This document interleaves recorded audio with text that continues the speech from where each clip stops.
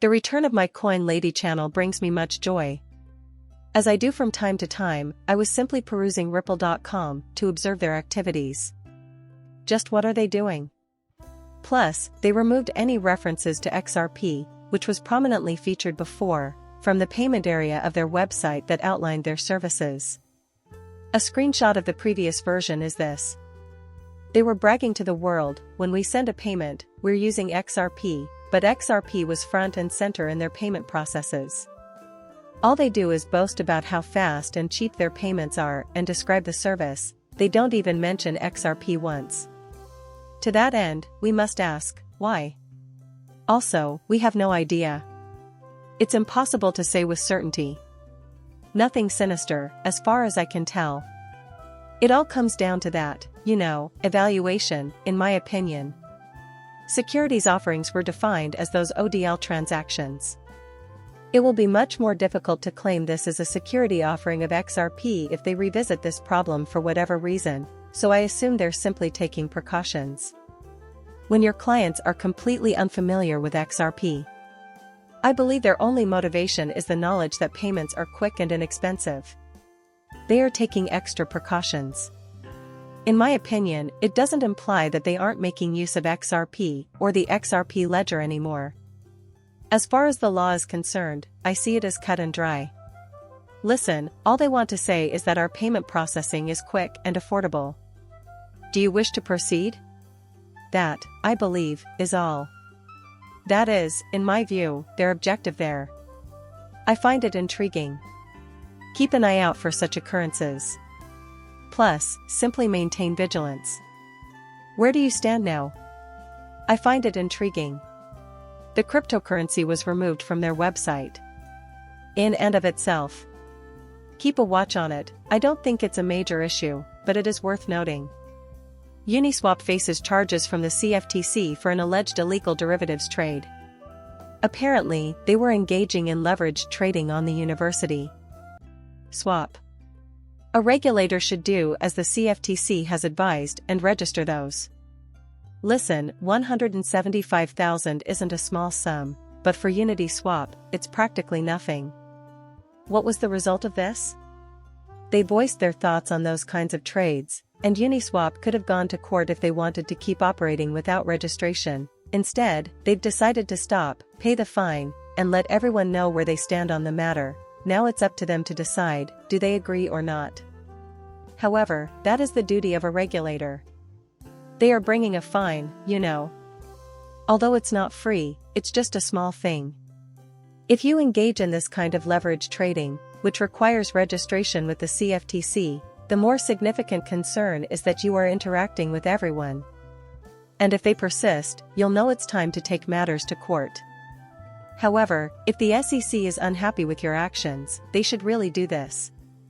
Give it a clear description and affix some penalties and fines. The next step is for the cryptocurrency platform to decide whether to reach a settlement or take legal action.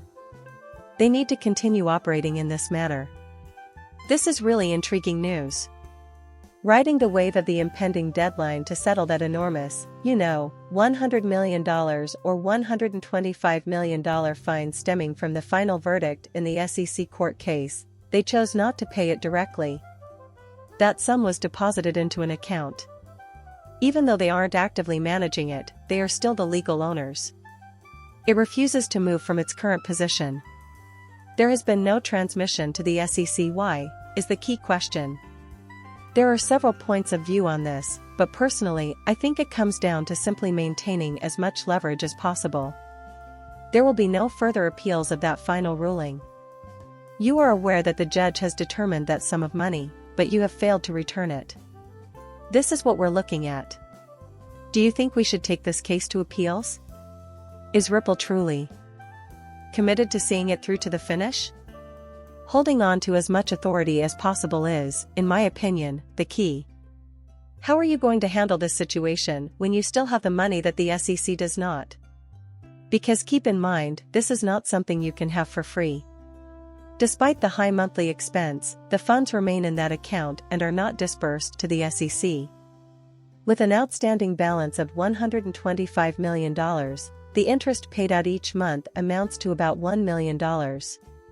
Particularly if they intended to retain that kind of money through appeals, this is a major development. They could simply switch to paying down the balance every month by transferring it over, but if they do not, it will cost them an additional $1 million until they take it to appeals. And naturally, it either cut it or got rid of all those fines and penalties, which I don't believe is likely. Alright, fair enough. Do you truly intend to wreak havoc on us? I see it as a power move that serves as a bargaining chip. Because we are prepared to take a proactive stance here. We are prepared to fight you to the death in an appeals court. Sad end, and we won't simply hand over the cash, even though I have no doubt they'd be happy to. Is an appeal possible? The SEC's true intentions in this matter will determine the outcome. Who knows what the reptilian mind of Gary Gensler is having about their future intentions and the impact of this court case on Coinbase and Kraken. Once again, we will see as we move forward.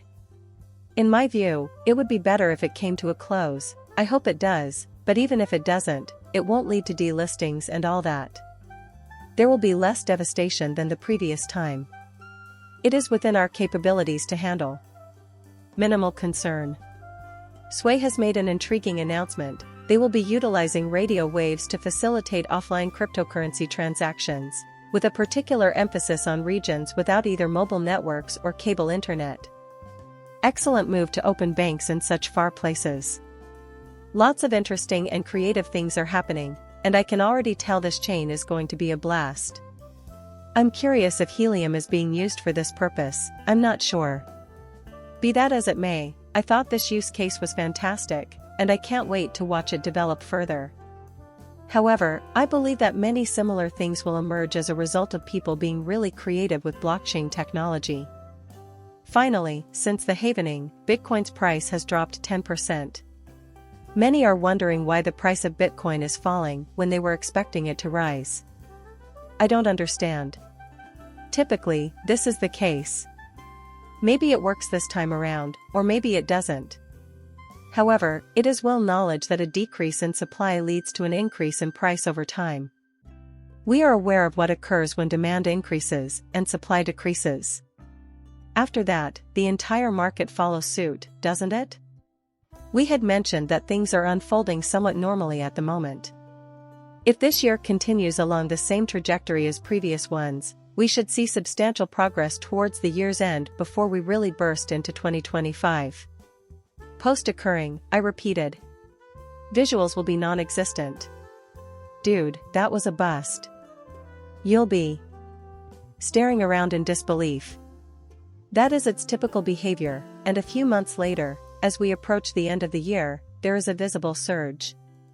The outcome will be determined by this. However, I find that this is unfolding in a predictable manner. Seeing my video is an honor. Do me a favor and subscribe to my channel. Goodbye for now.